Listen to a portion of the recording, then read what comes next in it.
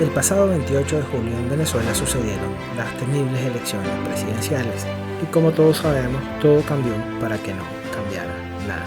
Y es que semanas antes de las elecciones, ya muchos de los analistas de adentro o de afuera daban por ganador al candidato opositor Edmundo González Urrutia.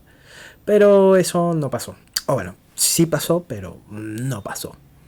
Y nada cambió. Entonces, ¿por qué se equivocaron esos analistas? ¿Por qué en Venezuela pasan cosas tan raras? Y es que nadie puede hacer nada para que cambie la situación.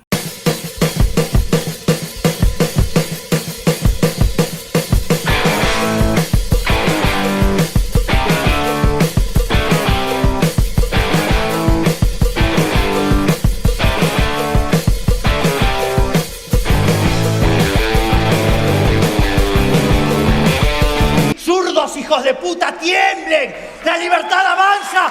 ¡Viva la libertad, carajo! El problema de querer analizar lo que pasa en Venezuela es básicamente el problema de querer analizar cualquier cosa. No puedes llegar a conclusiones correctas si partes de premisas incorrectas. Y sí, la premisa incorrecta es obviamente de que se trata de un tema electoral, de democracia o de competencias electorales. Lo bueno de todo es que millones y millones de personas dentro y fuera de Venezuela ya se están dando cuenta de que es así, ¿no? Qué bueno que se están dando cuenta, al fin. No, casi nada, muchachos, 25 años nada más. Y sí, lo que pasa en Venezuela tiene una explicación, porque obviamente tiene una explicación.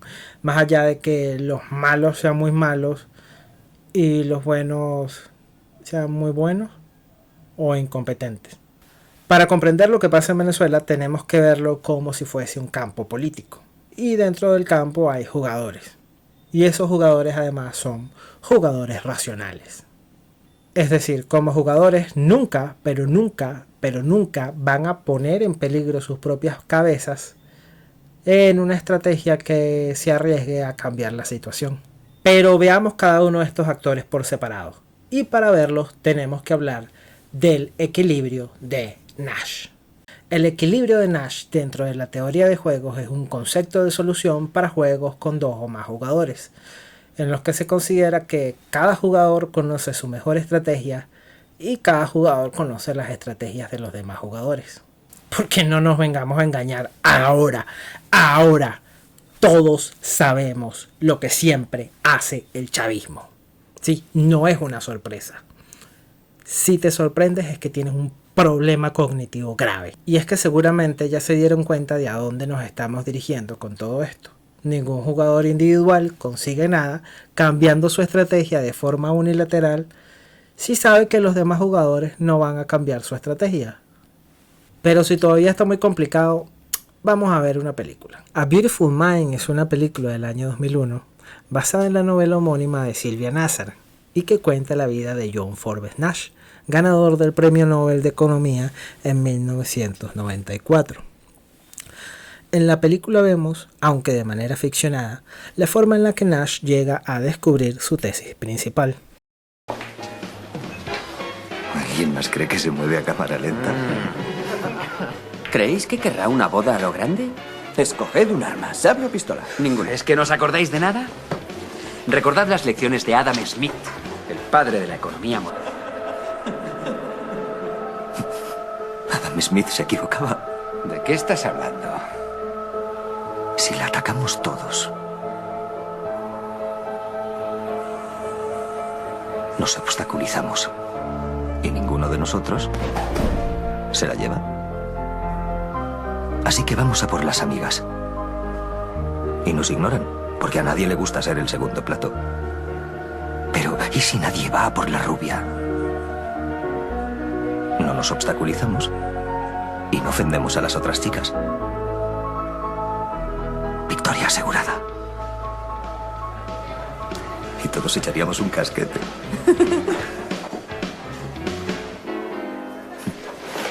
Adam Smith dijo que para el mejor resultado, cada miembro del grupo debe hacer lo mejor para él, ¿no? Eso dijo, ¿cierto? Sí. Incompleto. ¿Sí? Porque para conseguir el mejor resultado,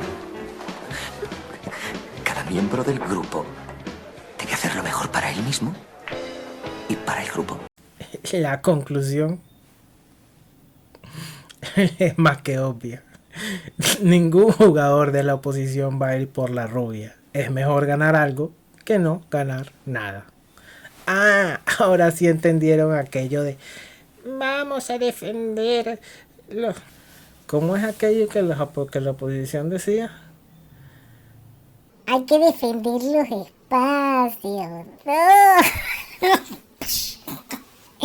Defender los espacios. Dame mi alcaldía. Ahora sí entienden lo de defender los espacios, ¿no? Y sí, la gente se sigue muriendo, mientras la oposición juega la estrategia de no cambiar nada. Pero es que además la estrategia tiene un nombre. Se llama estrategia dominada racional. O como se la conoce en el pueblo. Doblarse para no partirse. Y usted sabe, presidente, y lo sabemos todos los políticos, que a veces hay que doblarse para no partirse. Mientras tanto, somos nosotros los que tenemos que pagar la estrategia del doblarse para no partirse o pagar este equilibrio del poder.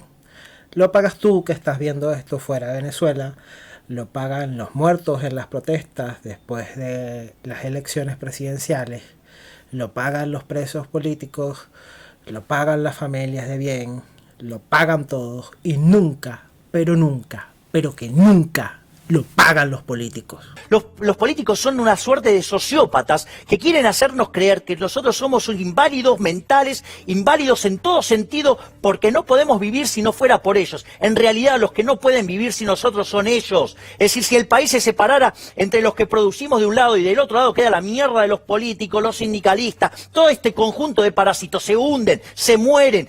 Y así llegamos a donde estamos. El discurso de la estrategia dominada racional es bastante obvio. Hay que tratar bonito a los chavistas para que no se pongan malitos y no nos maten. Por eso hay que tratarlos bonito. Y hacer diálogos y negociaciones bonito y con mucho respetito. Ya saben, traten bonito a un chavista para que el chavista no se ponga malito y no sea malito y no le dé unos tiritos. De esa manera, Venezuela transitó por años de terror mientras la oposición dialogaba una y otra vez. El segundo jugador en este campo de juego es el conocido como la comunidad internacional, o mejor llamado la burocracia más grande, más inútil y más costosa del mundo. Y es que cualquier solución negociada para el problema que tenemos adentro de Venezuela tiene que pasar por las manos o por el veto o por la opinión de los que están afuera. Eso sucede porque cuando un Estado-nación está tan destruido, los Estados-nación a su alrededor ganan en poder. Porque no existe el vacío del poder. Existe el vacío de algunas cabecitas, pero la ausencia de poder no existe. Así que en este teatro internacional las naciones vecinas, lamentablemente, han ganado en poder.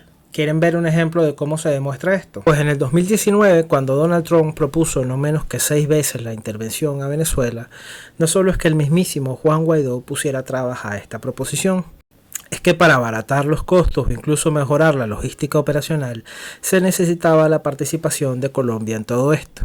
Yo te decía, lo que se necesita para enfrentar la dictadura es no caer en el discurso belicista que muchas veces lo utiliza la propia dictadura para legitimar su posición.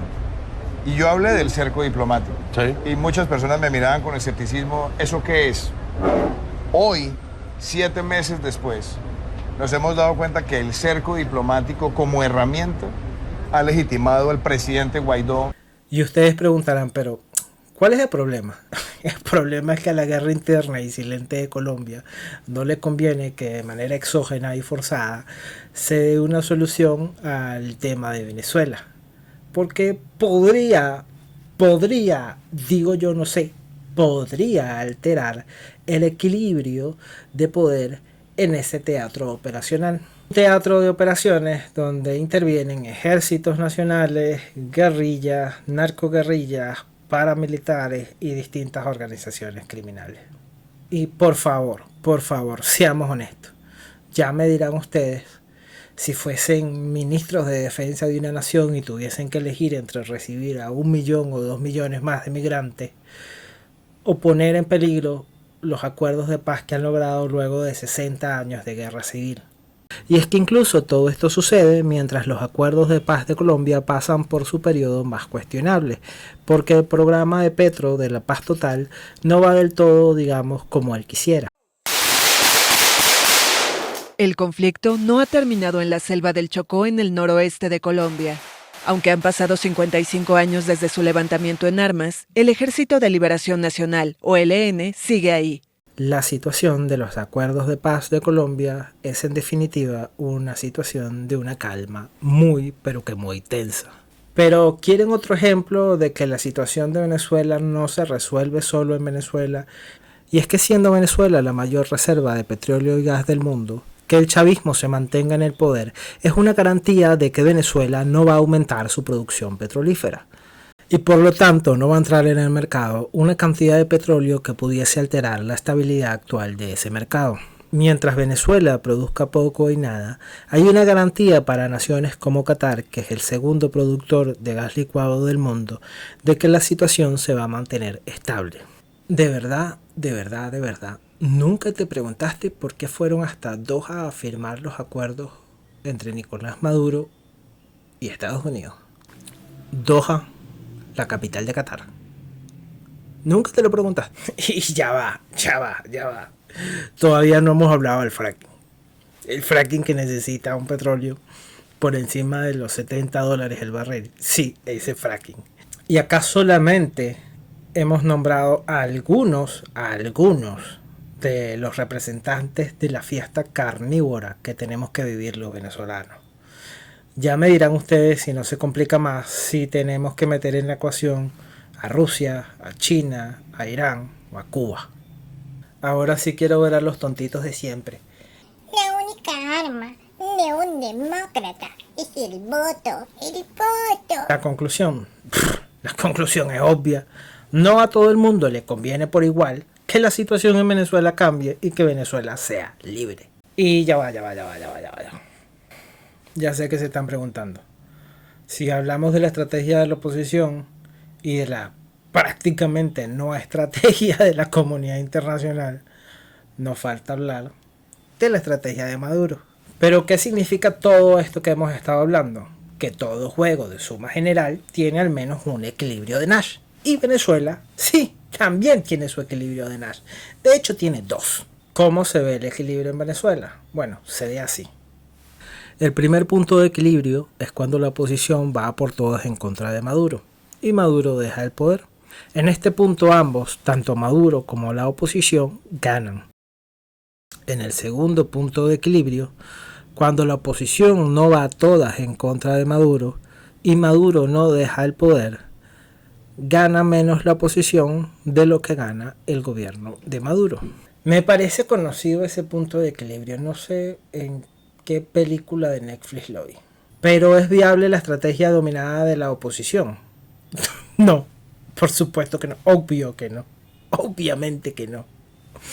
En teoría, si un jugador es completamente racional y tiene toda la información disponible, no debería de elegir una estrategia dominada. Pero de hecho sí se da que los jugadores elijan estrategias dominadas cuando tienen limitaciones cognitivas, presiones sociales o factores emocionales.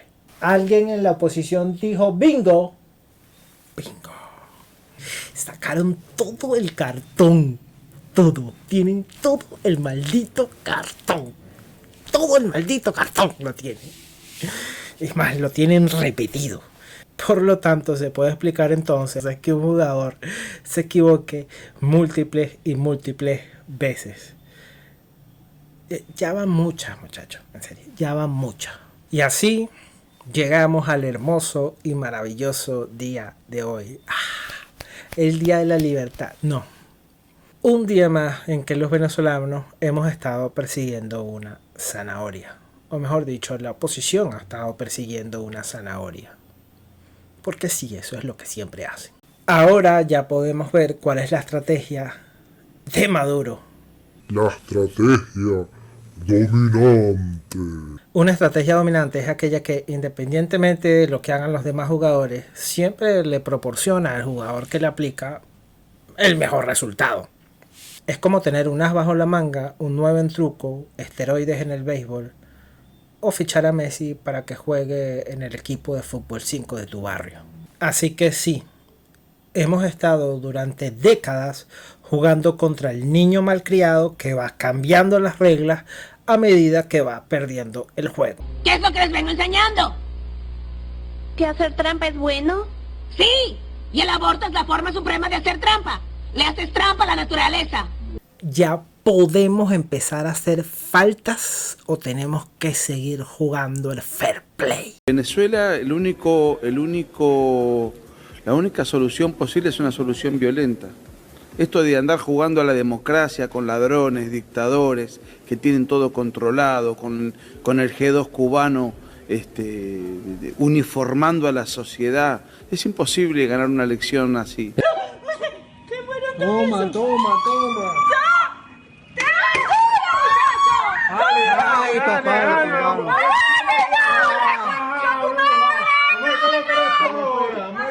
Y así llegamos hasta acá. La tiranía hace el paripé de que está en democracia y la oposición hace el paripé de que se le revela a la tiranía. Y los venezolanos pasamos de perseguir la zanahoria al garrotazo a la zanahoria, al garrotazo a la zanahoria. Como siempre. Con esta estrategia dominante, la tiranía, por ejemplo, puede definir no solo las reglas, sino incluso los temas de la narrativa política a discutir. De esa manera es como les ha metido en la cabeza a todos que se preocupa, le interesa o le importa la democracia.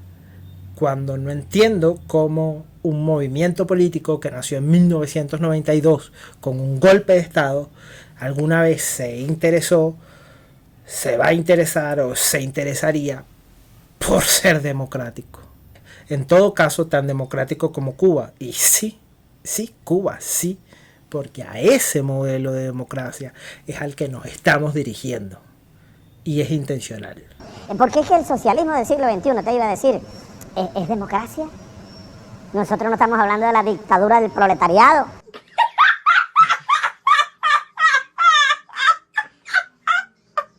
Pero es que entonces al final no puede cambiar nada en Venezuela. Sí, evidentemente sí puede cambiar. Pero para que cambie tiene que aparecer o una estrategia dominante o un agente nuevo con una nueva estrategia dominante. No con la misma estrategia dominada. Y es que aunque podemos estar seguros de que alguna vez saldrá el chavismo del poder, no podemos decir cuándo o cómo. De lo que sí estamos seguros es que poco a poco los venezolanos han ido cambiando su opinión con respecto a uno de los jugadores del campo, a la oposición. Y es que los políticos profesionales de las estrategias dominadas son cada vez más rechazados. Desde casos tan obvios como el desprecio que existe por Juan Guaidó y Manuel Rosales al mismísimo Leopoldo López.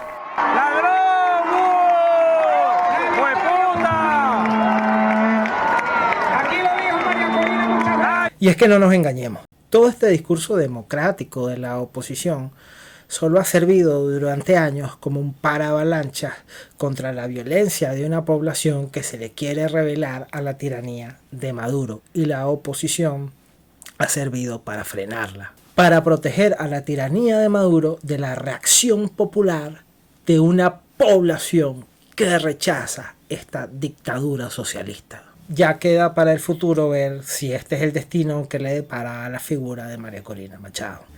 Por ahora, solo nos queda estar a la expectativa de esa nueva estrategia que pueda aparecer en el futuro y apoyarla.